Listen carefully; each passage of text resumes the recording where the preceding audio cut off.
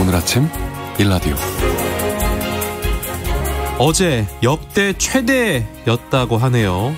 뭐가 최대였냐? 전국 대부분 지역에 폭염특보가 발효되면서 전력 수요가 역대 최고치를 갈아치웠다고 합니다. 무더위와 열대야가 이어지면서 냉방 수요가 급증했기 때문인데요. 최악의 폭염을 기록했던 2018년도의 기록을 넘어섰다고 합니다. 야, 요즘 숨이 턱턱 막힐 정도로 덥다라고 생각을 했는데 최악의 폭염이 찾아왔던 시절만큼이나 무더위의 기세가 만만치 않은 것 같습니다. 오늘까지는 돌풍과 벼락을 동반한 최고 80mm의 장맛비가 이어지겠고요. 주말에는 잠시 장맛비가 쉬어간다고 합니다. 비 피해를 입은 지역, 또 많은 비가 쏟아졌을 때 위태로웠던 지역에서는 비가 잠시 그쳤을 때 다시 한번 꼼꼼히 살펴보시는 것도 좋을 것 같습니다. 찜통더위에 에어컨 바람, 선풍기 바람도 필요하지만 나무 그늘 사이에서 불어오는 신선한 숲바람, 산바람, 솔바람을 따라갈 순 없겠죠. 이번 주말 시원한 숲길을 찾아 더위를 식혀보는 것도 좋을 것 같은데요. 잠시 후 숲으로 가는 길에서 함께 떠나보도록 하겠습니다. 7월 8일 금요일 오늘 아침 1라디오 출발합니다. 안녕하세요. 저는 아나운서 강승화입니다.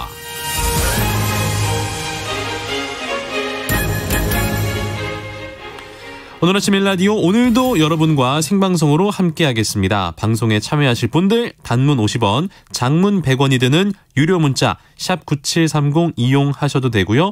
유튜브에 KBS 1라디오 공식 채널 검색하고 들어오시면 채팅창에 참여하실 수 있습니다. 콩 어플리케이션에서도 1라디오를 보이는 라디오로 함께 하실 수 있습니다. 유익한 정보와 살아있는 이야기가 있습니다. KBS 오늘 아침 1라디오.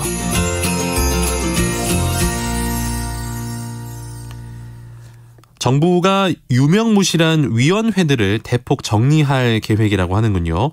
행정안전부 자료에 따르면 현재 대통령 직속위원회가 20개고요. 국무총리 소속위원회가 60개 등 정부위원회가 629개나 설치 운영이 되고 있습니다. 농업계에도 적지 않은 위원회들이 운영이 되고 있는데요. 농림축산식품부, 농촌진흥청, 산림청의 위원회만 해도 34개에 이른다고 합니다. 그렇다고 해서 모두 없애야 한다는 뜻은 아닐 텐데요. 잘 운영되고 있는 정부위원회를 선정하는 작업이 곧 시작이 된다고 합니다. 농업계에서는 대통령 직속 농업, 농어촌 특별위원회의 존치에 촉각을 세우고 있는데요. 농수산 이슈, 오늘은 정부위원회 정비 방향 그리고 농특위에 대한 농업계의 입장을 알아보도록 하겠습니다. 한국농정신문 원재정 기자 전화 연결돼 있습니다. 안녕하세요. 네, 안녕하세요. 한국농정신문 원재정입니다. 우리 정부 부처의 위원회가 이렇게 많이 있었군요. 629개가 설치 운영이 되고 있는데 정부가 유명무실한 위원회를 정리하겠다는 계획을 밝혔네요. 네, 맞습니다. 정부위원회가 600여 개나 되는지 저도 최근 자료를 보고 알게 됐습니다. 네. 지난달부터 각종 정부위원회를 일제 정비해서 없앨 건 없애고 또 남길 건 남기겠다는 새 정부의 방침이 언론 보도를 통해 전해졌는데요. 지난 5일 국무회의에서 행정안전부가 정부위원회 정비 추진 계획을 보고했습니다. 행정안전부 홈페이지에도 이에 대한 보도자료가 게시되어 있는데요. 네. 윤석열 대통령이 주재한 국무회의가 지난 5일 열렸고요. 이 자리에서 이상민 행정안전부 장관이 일자라는 실용정부를 구현하기 위해서 불필요한 정부위원회를 대폭 정비하겠다 이런 내용을 보고했습니다. 현재 정부위원회가 실제로 얼마나 있는지 현황을 다시 한번 저희가 정리해 볼까요? 네, 행정안전부 자료 근거로 설명드리겠습니다. 네. 위원회는 정부 정책에 다양한 의견을 마련하기 위해 도입된 제도인데요. 그간 불필요한 위원회가 너무 많이 설립됐다는 의견, 또 위원회 이름은 있지만 구성이 안 됐다거나 회의를 열지 않는 사례 이런 다양한 문제가 지적되었습니다. 네. 또 간혹 어떤 사람을 채용하기 위해서 운영돼서 그야말로 예산낭비위원회라는 오명을 얻기도 했는데요. 그건 농담인 거죠? 예. 예. 현재 정보위원회는 6월 기준으로 모두 629개가 와. 설치돼 운영되고 있습니다. 네. 이 중 행정위원회가 42개, 자문위원회가 587개입니다. 좀 더 구체적인 현황을 설명드리면 대통령 소속 위원회가 20개 있고요. 국무총리 소속 위원회는 60개 운영되고 있습니다. 그리고 각 부처, 그러니까 뭐 기획재정부, 교육부, 농림축산식품부 이렇게 각 부처 소속 위원회가 549개 있습니다. 많긴 많네요. 행정안전부의 위원회 정비 계획 뭐 확인된 게 있습니까? 네, 뭐 정부위원회 정비는 윤석열 정부의 국정 과제 중 하나인데요. 네. 일 안 하고 예산만 낭비하는 정부위원회 문제점이 지적된 것은 뭐 어제 오늘의 일만도 아닙니다. 네. 행정안전부는 629개 이 모든 정부위원회를 대상으로 존치 필요성을 재검토한다 이런 방침이고요. 특히 장기간 구성되지 않거나 운영 실적이 저조한 위원회, 또 유사 중복된 위원회, 민간위원회 참여가 저조한 위원회, 네. 순수 자문, 그리고 의견 수렴 성격의 위원회 등을 중점 정비할 계획입니다. 행정안전부는 모든 위원회를 대상으로 전수조사를 한 이후에 629개 위원회 중에서 최소 30% 이상 정비하겠다. 그러니까 629개 중에서 200개 이상은 좀 뭐 없애거나 통합하거나 이렇게 정비하겠다는 목표로 점검을 시작하게 됩니다. 네. 관련 법도 정비하는데요. 무분별하게 위원회가 생기지 않도록 또 관리를 강화할 수 있도록 행정기관위원회법을 개정합니다. 네. 이 법 개정안에는 모든 위원회의 존속기한을 설정하도록 제도화할 계획인데요. 5년 이내에 존속기한을 설정하되 연장 시에는 행정안전부 장관과 협의하도록 이런 내용들로 좀 법이 개정될 예정이고요. 네. 만약에 운영이 부실한 위원회는 예산 삭감 조치도 할 수 있습니다. 그러면 농업 분야에 현재 설치되어 있는 위원회는 어떤 것들이 있습니까? 네, 농업 분야에는 농림축산식품부에 24개의 위원회가 있고요. 농촌진흥청에 3개의 자문위원회, 네. 산림청에 또 7개의 자문위원회가 있습니다. 농식품부 위원회들을 살펴보면 행정위원회로 이 품종보호심판위원회가 있는데 네. 식물의 신품종보호법에 따라서 품종보호권에 관한 분쟁이 일어났을 경우에 이를 해결하는 역할을 합니다. 이 외에도 농업재해대책심의위원회, 또 농가소득안정심의위원회, 도시농업위원회 등이 있고요. 농촌진흥청 소속위원회는 농약안전성심의위원회, 농촌진흥사업심의위원회, 지역특화장목위원회 등이 운영되고 있습니다.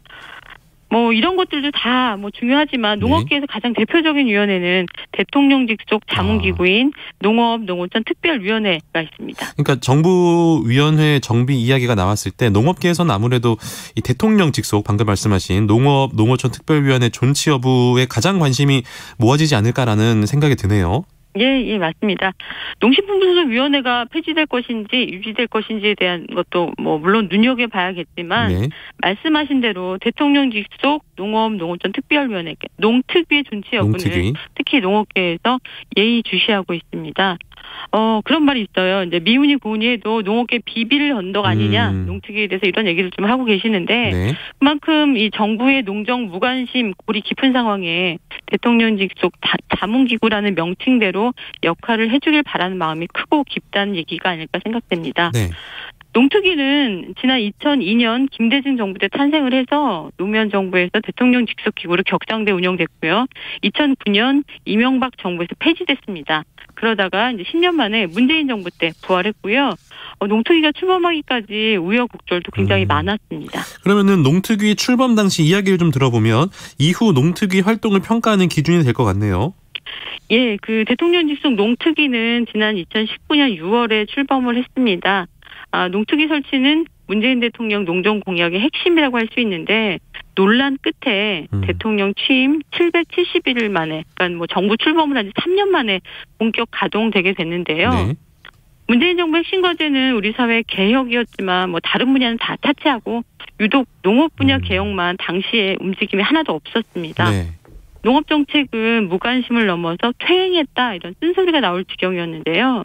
그래서 2018년 9월에 이를 보다 못한 농업계 인사 4분이 농정 대개혁을 촉구하면서 이 무기한 단식을 시작했습니다. 네. 청와대 앞 이 분수대 광장에서 천막을 치고 이제 무기한 단식을 시작을 한 건데요. 이걸 계속 지켜보던 농업계의 이제 안타까운 시선들이 이렇게 둬서는 안 되겠다. 그래서 국민 먹거리 위기 농업 적폐 청산과 농정 대개혁 촉구 국민 농성단 이런 국민 농성단 차원으로 참여폭을 확대하게 됐고요. 네. 약 2개월간 릴레이 단식을 하기도 했습니다. 그때 요구한 것이 이 대통령 직속 농업농어촌 특별위원회 법안을 통과시켜라. 그리고 농업 먹거리 소비자 진영과 대통령이 면담하게 하라. 이런 것들을 좀 내걸었는데요. 그런 간절한 농업계 여론이 모여서 농특위 설치법이 국회를 통과했고 이듬해인 2019년 6월에 드디어 농특위가 출범하게 됐습니다. 농특위의 유지냐 폐지냐를 묻는다면 농업계의 대부분 당연히 유지돼야 한다라는 의견인 거겠네요. 예, 맞습니다. 농특위가 지난 정부에서 다시 부활하기까지 단식 농성도 마다하지 않은 이 농민들의 절박한 심정을 헤아린다면 농특위 출범 이후부터 현재까지 활동에 대한 그 냉정한 평가를 통해서 재정비해야 한다 이런 것이 주된 의견입니다. 농업과 농민이 처한 상황이 위기다 이런 얘기들 많이 하시잖아요. 농특위의 개선점은 어떤 게 있을까요?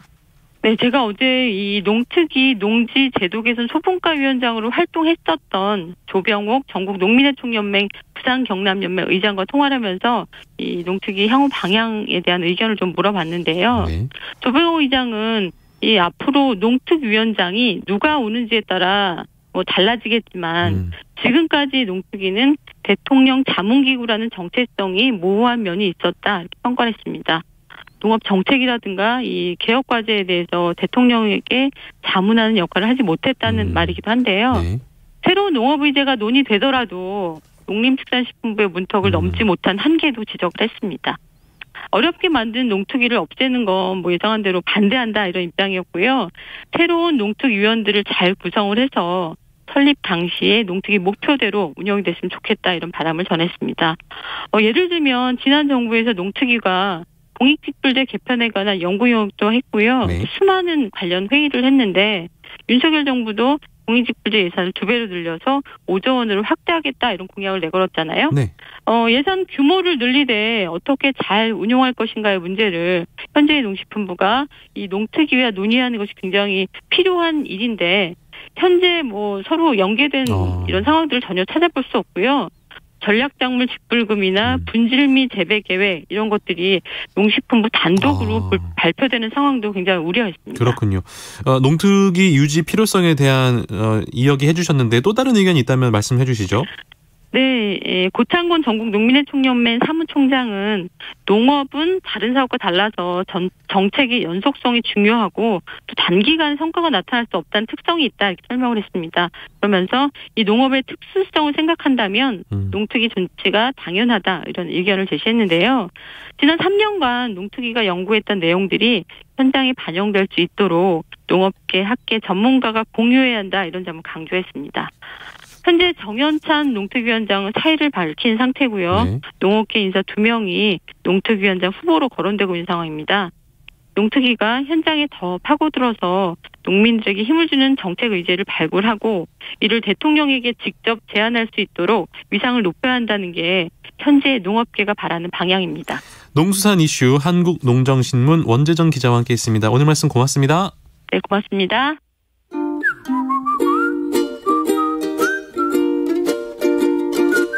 오늘 아침 1라디오 강승화 아나운서의 진행으로 듣고 계십니다.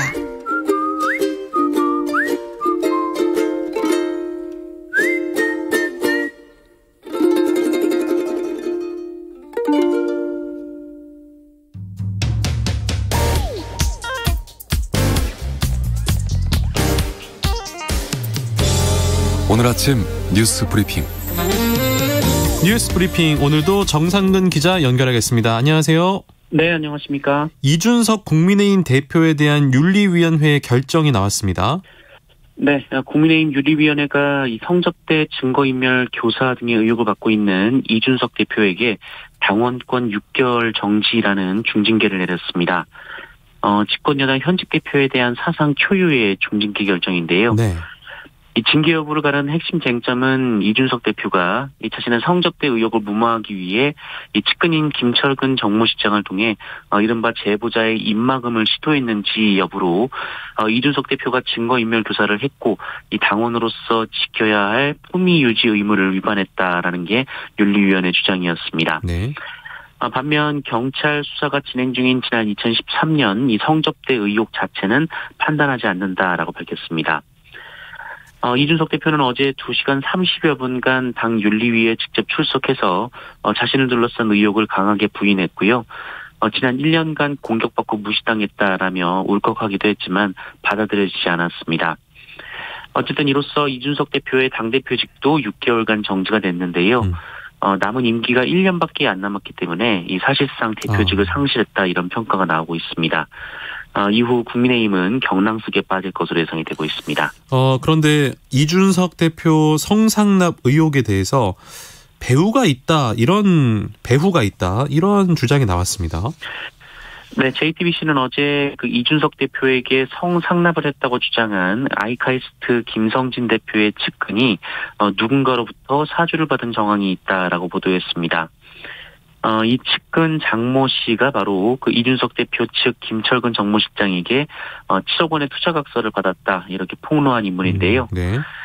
JTBC는 대선 직후인 지난 3월 이 장 씨가 누군가와 전화를 하면서 이준석 대표를 둘러싼 모종의 움직임이 있다 이런 말을 했으며 또 다른 인물에게도 전화해서 윗선에서 홀딩하라고 했다라며 이 윗선을 언급했다고 녹취록을 공개했습니다. 다만 JTBC는 그 윗선이 누구인지 등 이 구체적인 내용은 보도하지 않았습니다. 네. 이에 김성진 대표 측 법률 대리인인 김소연 변호사는 이준석 대표의 의혹 폭로에 윗선은 없다라면서 관련 내용을 보도한 JTBC를 법적 조치하겠다라고 경고했습니다. KBS의 그 인척 채용 보도와 관련해서 대통령실이 반박을 했다고요? 네, 대통령실은 어제 윤석열 대통령의 외가 육촌 친척 이 최모 씨가 대통령실 선임 행정관으로 채용된 이유에 대해서 업무 연속성 차원이었다 이렇게 밝혔습니다. 지난해 국민의힘 대선 경선 때부터 이 최모 씨가 캠프에 합류해서 업무를 수행했기 때문이다라는 건데요. 네. 외가 육촌은 공직자의 가족 채용을 제한하고 있는 이해충돌방지법에 저촉되지 않는다라면서 업무 역량도 있는데 인척이라는 이유로 공직에서 배제되는 것 또한 차별이다라고 반박했습니다. 그러나 이해충돌방지법은 공직자 가족의 범위를 매우 좁게 해석하고 있는데요. 때문에 국회도 4촌 이내는 아예 채용이 안 되고 8촌 이내는 국회 사무처에 보고를 해야 합니다. 네. 이에 대통령실은 그거는 법을 정비해야 할 사안이다라고 밝혔고요. 이 최 씨의 전문성에 대한 질문에는 경력을 일일이 확인해 줄 수 없다라고 답했습니다. 아울러 이 대통령실은 나토 회의에 동행한 그 인사비서관의 부인 신모 씨의 기획 능력에 대한 질문에도 입장을 밝히지 않았는데요. 네. MBC는 어제 이 신모 씨의 동행에 그 이미 대통령실 내부에서도 문제 제기가 있었지만 대통령실이 이를 묵살을 했고 또 최근 대통령실 직원들을 상대로 개인 통화 내역 제출 각서를 받는 등 제보자 색출에 나섰다라고 보도했습니다. 한편 민주당은 대통령실을 사유화하고 있다라면서 오늘 대통령실 앞에서 규탄 기자회견을 할 예정이고요. 이를 시작으로 국회에서 철저히 따져 묻겠다라고 밝혔습니다. 반면 국민의힘은 야당이 정치 공세를 하고 있다라고 반박했습니다. 국가정보원이 전직 국정원장들을 고발했잖아요. 이와 관련해서 검찰이 즉각 수사에 착수했다 이런 뉴스가 있습니다. 네, 국가정보원이 그제 박지원, 서훈 두 전직 원장을 검찰에 고발했는데요. 불과 하루 만에 검찰이 사건을 중앙지검 그것도 2개 부서에 배당하면서 수사에 착수를 했습니다. 박지원 전 원장 사건을 맡게 된 공공수사 1부는 이미 이 서해 피격 공무원 고 이대준 씨 유족이 고발한 월북 조작 주장을 수사해 왔는데요. 이 과정에서 박지원 당시 원장이 불리한 증거를 삭제했는지도 함께 수사를 하게 됐습니다. 또한 공공수사 3부는 문재인 정부가 지난 2019년 탈북한 어민들을 5일 만에 북송한 과정에서 국정원이 어떤 역할을 했는지 조사를 할 예정인데요. 네. 국정원이 고발한 서훈 전 원장이 이 탈북 어민들을 빨리 북한에 돌려보내기 위해서 합동조사와 어선 현장 조사를 서두르거나 중단시켰는지 여부가 핵심이 될 것으로 보입니다. 이 대통령실은 이에 대해 이제 중대한 국가범죄라는 입장을 밝히기도 했는데요. 한편 박지원 전 국정원장은 그 여러 언론과의 인터뷰에서 이를 완전한 소설이라고 반박을 했습니다. 박지원 전 원장은 현 국정원이 군이 생산한 첩보를 국정원이 지웠다고 이렇게 주장을 했는데 이 군에 남아있을 정보를 국정원에서 뭐하러 지우냐라면서 이 대통령실이 검찰에 가이드라인까지 주고 있는데 그럴 거면 수사를 빨리 하라라고 말하기도 했습니다. 정부가 긴축 재정에 돌입했다 이런 뉴스가 있습니다. 네, 정부는 어제 윤석열 대통령 주재로 국가재정전략회의를 열었습니다. 이 자리는 내년 예산안 등 이 새 정부 5년간 재정운영 방안을 논의하는 자리인데요. 회의 결과는 정부가 최대한 이 돈을 쓰지 않고 국가 채무를 줄이겠다라는 긴축이었습니다. 네. 정부는 이를 위해 연말 기준 마이너스 5.1%로 예상되는 GDP 대비 관리 재정 수치 수준을 마이너스 3% 이내로 줄이기로 했습니다. 그리고 GDP 대비 국가 채무 비율도 50%대 중반에서 통제하기로 했습니다. 윤석열 대통령은 예산만 투입하면 저절로 경제가 성장하고 민생이 나아질 것이라는 이 재정 만능주의의 환상에서 이제 벗어나야 한다라면서 이 당면한 민생과 민생 현안과 재정기 극복을 위해 정부부터 솔선해서 허리띠를 졸라매야 한다라고 말했습니다. 한편 긴축 재정에 따라서 각종 복지 예산, 일자리 예산도 삭감될 것으로 보이는데요. 대표적으로 공무원 채용도 줄어들 것으로 보이고요. 어르신들의 공공 일자리 사업도 폐기가 될 것으로 예상이 되고 있습니다. 정부는 대신 민간 기업을 참여시켜서 간접적으로 일자리를 늘린다라고 밝혔습니다. 제주도에서 어선에 불이 붙어서 인명피해가 발생했군요. 네, 어제 오전 10시 17분쯤 이 제주시 한림항에 정박 중인 이 한림선적 근해 체낚시 여선 A호에 불이 났습니다. 이 A호에서 시작된 불은 양옆에 있던 B호와 C호로 옮겨 붙어서 어선촌 3척에서 불이 났는데요. 그런데 인명피해가 있었습니다. 이 A호 선원은 총 8명인데 이 중에 3명은 그 해상으로 탈출해서 해경 연안구조정에 구조가 됐습니다. 그리고 119 구급대에 의해 병원으로 이송이 됐는데 한 명은 전신 화상을 입었고요. 나머지 2명도 골절상과 안면부 화상 등을 입었습니다. 그리고 내국인 기관사와 외국인 선원 등 2명은 실종 상태이고요. 남은 3명은 무사히 구조됐고 이 B호와 C호에는 당시 선원이 없었던 것으로 확인이 됐습니다. 네. 그 수영을 하지 못하는 고등학생을 이제 잠수시켜서 숨지게 한 업주가 판결을 받았는데 집행유예로 풀려났네요.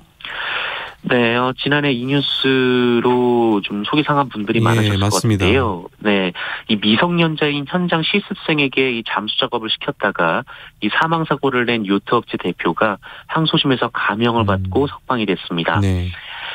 광주지법은 업무상 과실치사 등의 혐의로 기소된 요트업체 대표 49살 A씨의 항소심에서 징역 5년을 선고한 원심을 파기하고 징역 3년의 집행유예 4년을 선고했습니다. 또한 산업안전보건법 위반 혐의를 받는 업체에 대해서도 이 벌금 2천만 원에서 벌금 1,000만 원으로 감형을 했습니다. A씨는 지난해 10월 6일 이 전남 여수시 웅천동 이순신 마리나 요트 계류장에서 현장 실습을 나온 특성화고 3학년 이 고홍정은 군에게 요트 바닥 따개비 제거를 위한 잠수를 지시해 사망에 이르게 한 혐의로 기소된 바 있습니다. 홍정은 군은 이 선박 운항 준비, 선박 정리, 이 손님 접객 등의 업무로 실습을 나갔고요. 잠수 자격증도 없었다라고 합니다. 심지어 이 근로기준법과 교육부가 고시한 현장 실습 표준 협약서에 따르면 만 18세 미만 노동자에게 잠수 등 위험한 작업을 시켜서는 안 되고요. 이 잠수 작업을 시킬 때는 2인 1조로 해야 합니다만 A씨는 이를 모두 어겼습니다. 그러나 항소심 재판부는 항소심에 이르러 이 피해자 유족들과 합의하고 피해 회복을 위해 노력한 점, 동종 전과가 없고 일정 기간 구금 생활을 한 점을 고려했다라며 집행유예를 선고했습니다. 그 주식이나 코인에 투자했다가 빚더미에 눌린 젊은 층들이 늘고 있습니까? 네, 최근 주식과 가상화폐 폭락장이 겹치면서 이 빚더미에 눌린 젊은 층이 급증한 것으로 전해지고 있습니다. 올해 1월부터 6월 사이에 이 서울 회생법원에 접수된 2030 세대의 개인 회생 신청 건수가 전체의 무려 절반에 가까웠다라고 하는데요. 이전과 비교해서도 수치가 더 늘었습니다. 회생 제도는 이 고정 수입이 있는 사람들이 일정 기간 빚을 잘 갚으면 나머지 빚은 이 탕감해주는 제도입니다. 네. 하지만 재판부는 이 주식과 암호화폐 투자가 이 사행성이 있는 행위라면서 회생을 받아들이면 경제관념에 어긋난다라며 좀처럼 받아들이진 않는 분위기라고 하는데요. 그러나 일부 재판에서는 빚을 진 이유가 가상화폐 투자라고 해서 회생 신청을 못하는 건 아니다라는 취지로 이 회생 신청을 받아주는 경우도 있다라고 합니다. 네. 이렇게 법원 판단이 엇갈리면서 이 최근 서울 회생법원이 기준을 내놨는데요. 코인이나 주식 투자로 날린 돈은 당장 갚으러 가는 건 지나치다라고 판단해서 이미 잃은 돈만큼은 갚지 않아도 된다라고 봤습니다. 네. 그래서 일각에서는 이 투자자를 너무 보호하는 것 아니냐 이런 지적도 있지만 법원에서는 빚더미에 시달리는 사람들의 빠른 사회복귀를 돕는 이 회생제도의 취지를 감안해야 한다라는 입장입니다. 네, 뉴스브리핑 정상근 기자와 함께했습니다. 고맙습니다. 고맙습니다.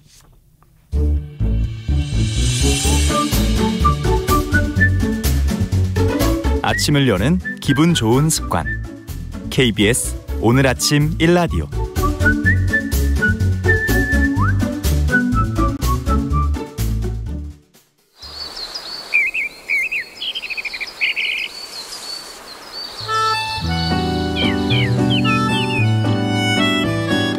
숲으로 가는 길.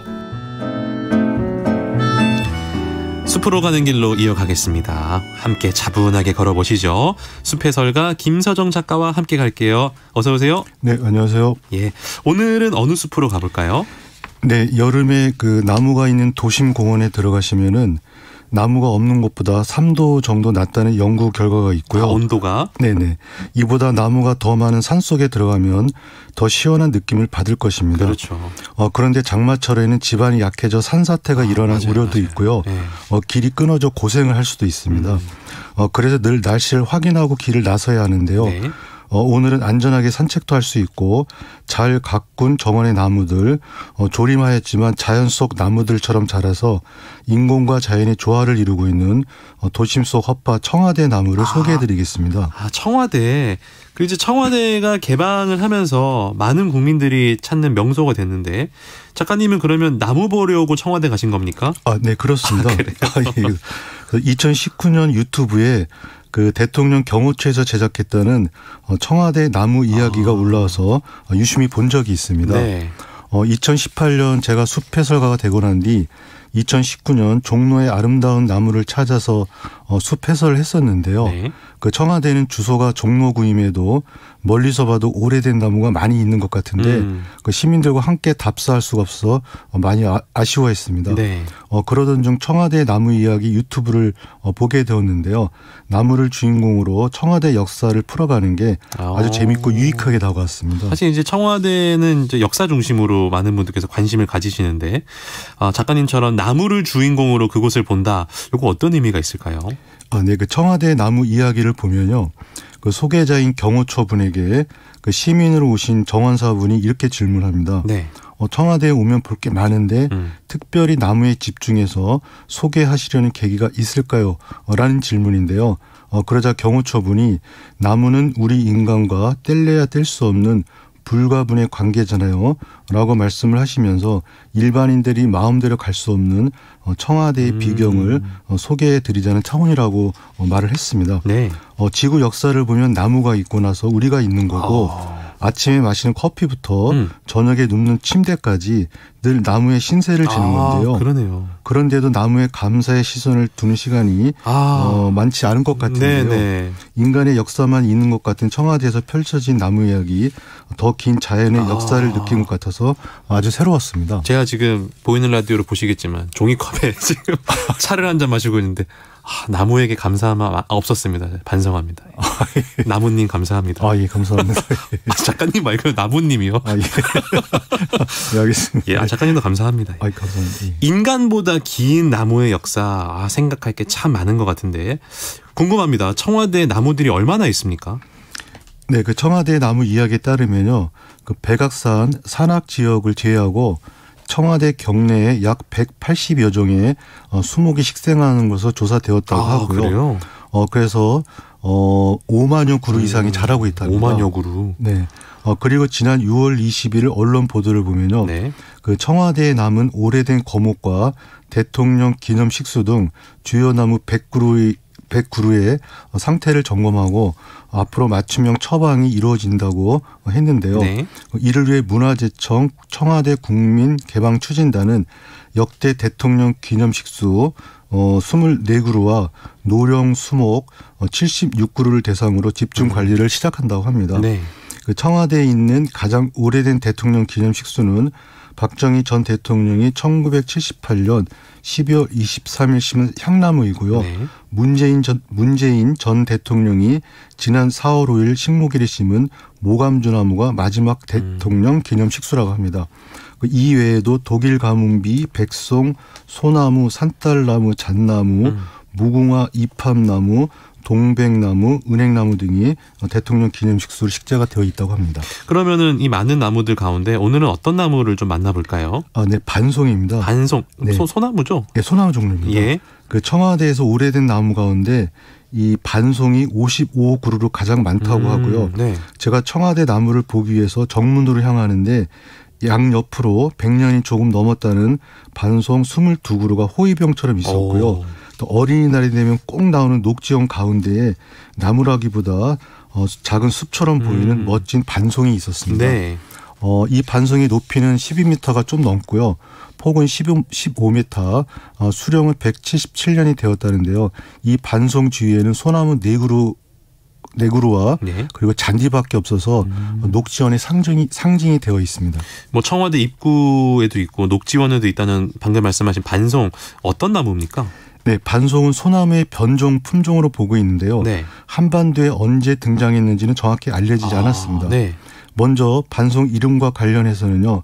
반송은 소반반, 소나무 송을 쓰는데요. 소반반이군요. 예, 일반 소나무는 이 줄기 하나가 땅에서 쭉 올라와 그렇죠. 하늘로 쭉 자라는데요. 그렇죠. 반송은 땅 바로 위에서부터 줄기가 여러 갈래로 갈라져 자라는 특성을 가지고 있습니다. 상처럼 넓게 자라는군요. 네, 그 KBS 주변에도 있었습니다. 제가 보니까. 있었어요? 예, 이 정원에 있습니다. 그래요? 몰랐어요. 입구에도 있습니다. 맨날 입구 지나가는데. 예, 제가 봤습니다. 이따 한번 볼게요, 제가. 예. 그래서 이 모습이 작은 밥상인 둥근 소반 같다고 해서 반송이라고 부르는데요. 네. 조선 세조 때 강희안이 쓴 한국사 최초의 원예서로 불리는 양화소록을 보면요. 여기에 사우정의 노래라는 시가 나옵니다. 네. 잠깐 읽어보면요. 네. 계단 앞에 둥근 한 그루 소나무 가지와 둥치 오랜 세월에 용으로 변하였네.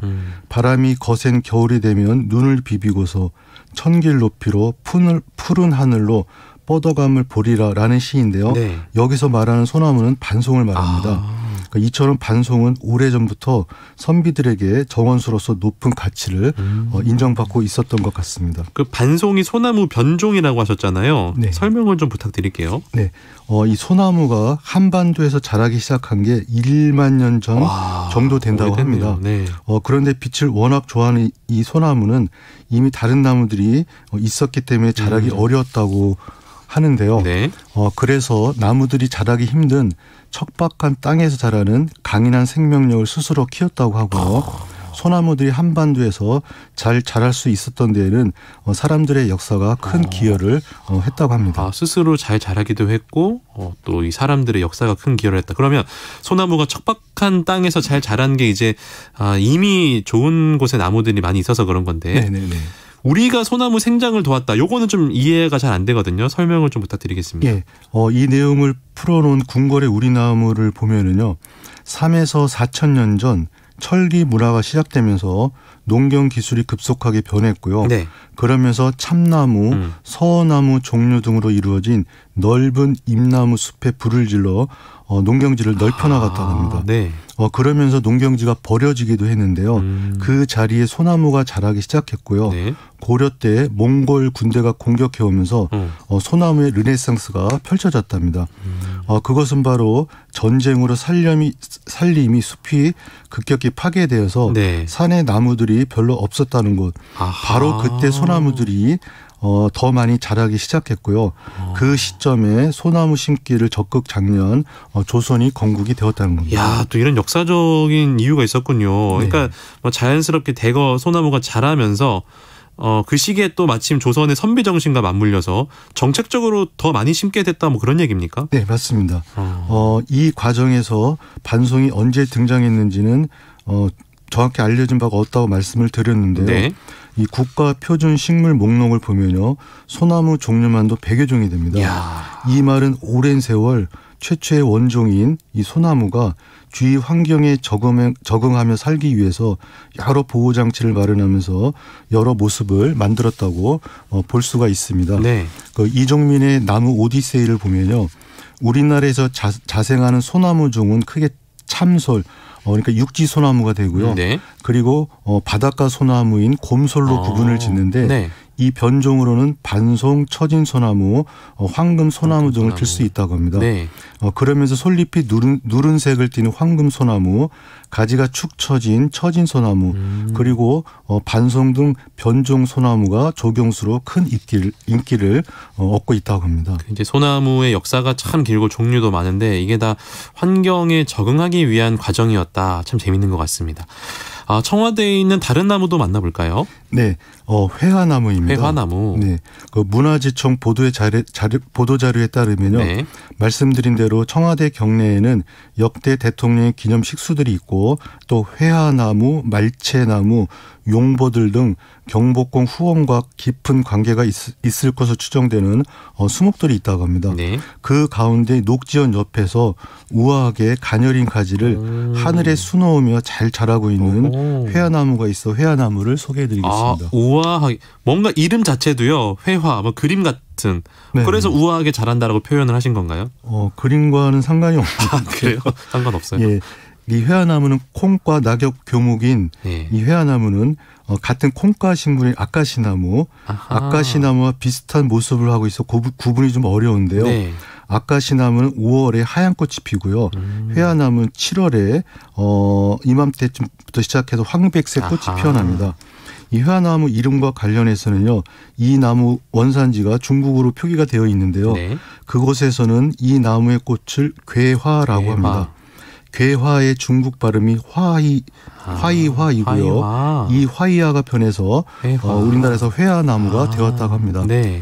이 앞에서 회화나무가 경복궁 후원과 밀접한 관계가 있을 거라고 했는데요. 네. 중국 주나라, 오래된 주나라에서는 조정에 세 그루의 회화나무를 심었는데 이 아래에서 삼정승이 나란히를 보았다고 합니다. 네. 그래서 회화나무를 학자수라고도 불렀고요. 우리나라에서도 궁궐이나 서원에 이 나무를 많이 심었습니다. 그 회화나무가 학자수란 이름과 우아한 가지 이거 무슨 관련이 있습니까? 네.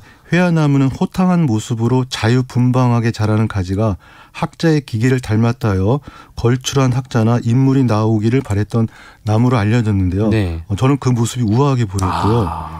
이 나무의 영어 이름도 차이니스 스칼라 트리라고 스칼라 트리라고 해서 학자. 임금이 특별히 공임하는 학자나 관리에게 상으로 내리기도 했다고 하고요. 네. 이사 갈 때도 옮겨갈 정도로 애정을 준 나무라고 합니다. 그랬군요. 제가 사는 고양시 화정에도 네. 가로수로 회화나무가 심어져 있고요. 그래요?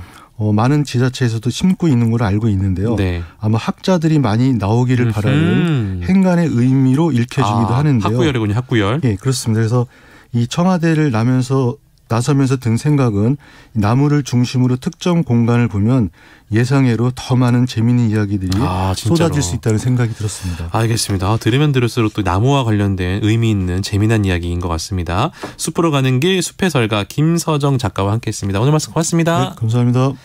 네, 오늘 대체로 흐린 가운데 전국에 오락가락 장맛비가 이어지겠습니다. 중부 내륙과 남부지방을 중심으로 소나기가 내리겠고요. 특히 남부지방은 시간당 50mm 이상의 강하고 많은 비가 내리겠습니다. 곳에 따라 돌풍과 벼락을 동반한 국지성 호우가 쏟아질 수 있다는 점도 감안해 주시기를 바랍니다.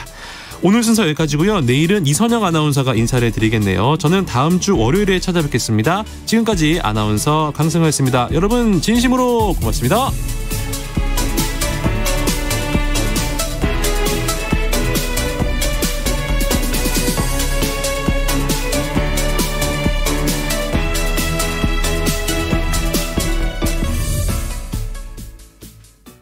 여보, 농업공익직불금 이행점검이 7월 1일부터 9월 30일까지 진행된대요. 걱정 마. 준비 다 했어요. 농지 영상이 유지되지 않은 폐경, 농막, 포장 농로와 같이 농작물을 경작할 수 없는 면적을 포함해서 신청했는지, 경운작업, 경계 설치, 용비수로 정비 등 농지 기능 유지 여부도 확인을 다 했어요. 폐농약병과 같은 영농 폐기물 방치, 마을 공동체 활동 참여, 영농 기록 작성 여부도 확인한대요. 그뿐인가? 9월 15일까지 공익직불 농업인 교육도 받아야 해요. 자세한 사항은 읍면동사무소 또는 농관의 사무소에 물어보면 된대요. 본 캠페인은 농림축산식품부와 국립농산물품질관련이 함께합니다.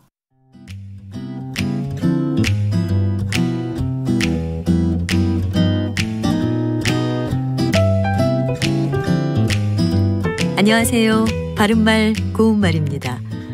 KBS 1텔레비전에서 방송되고 있는 우리말 겨루기에서 나왔던 문제를 짚어보겠습니다. 오늘은 제시되는 4개의 표현 중에서 틀린 표현을 찾아 바로 잡아보시기 바랍니다. 돌려 먹다, 눌러 붙다,